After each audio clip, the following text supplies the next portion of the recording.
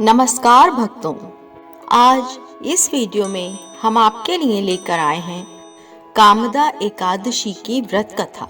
इस साल कामदा एकादशी 19 अप्रैल को है। चैत्र शुक्ल की एकादशी व्रत भगवान विष्णु को समर्पित है।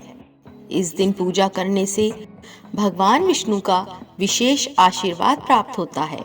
कामदा एकादशी को चैत्र शुक्ल एकादशी भी कहते हैं। हिंदू धर्म में एकादशी तिथि का विशेष महत्व माना जाता है। वर्ष भर में 24 एकादशी मनाई जाती हैं, जिनमें से प्रत्येक का अपना अलग अलग फल और महत्व होता है। कामदा एकादशी के दिन श्रद्धालु भगवान विष्णु की पूजा करते हैं। आइए जानते हैं कामदा एकादशी की व्रत कथा क्या है। पौराणिक कथा के अनुसार भगवान श्री कृष्ण ने धर्मराज युधिष्ठिर को कामदा एकादशी की व्रत की कथा सुनाई थी।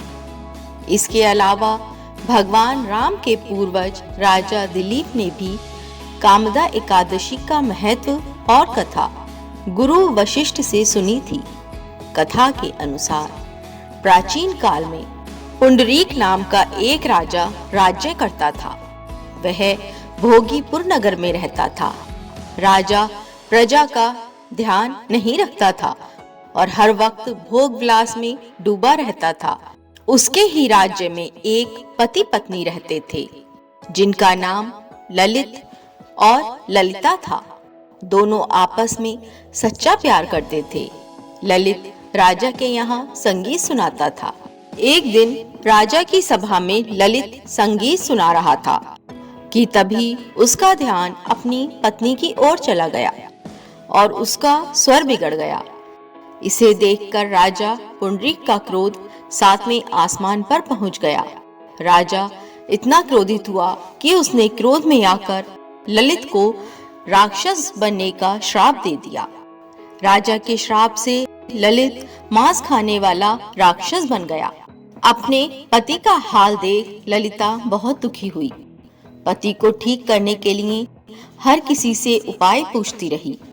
आखिरकार थक हार कर वह विंध्याचल पर्वत पर श्रृंगी ऋषि के आश्रम पहुंची और ऋषि से अपने पति का सारा हाल बताया। ऋषि ने ललिता को कामदा एकादशी का व्रत करने की सलाह दी। ऋषि ने कामदा एकादशी का व्रत का प्रताप बताया और ललिता से इस व्रत को करने को कहा। ललिता ने ऋषि के बताए अनुसार शुक्ल पक्ष की कामदा एकादशी का व्रत रखा और भगवान विष्णु का ध्यान करते हुए विधि विधान से पूजा अर्चना की। अगले दिन द्वादशी को पारण कर व्रत को पूरा किया। भगवान विष्णु की कृपा से उसके पति को फिर से मनुष्य की योनि मिली और राक्षस योनि से मुक्त हो गया। इस तरह दोनों का जीवन हर तरह के कष्ट से दूर हो गया और वे सुखी जीवन बिताने लगे।